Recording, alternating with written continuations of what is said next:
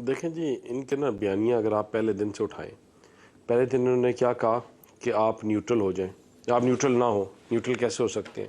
Neutral तो जानवर होते हैं। फिर उसके बाद उन्होंने कहा मीर जाफ़र और मीर पता नहीं क्या आपने ख़िताब दिए।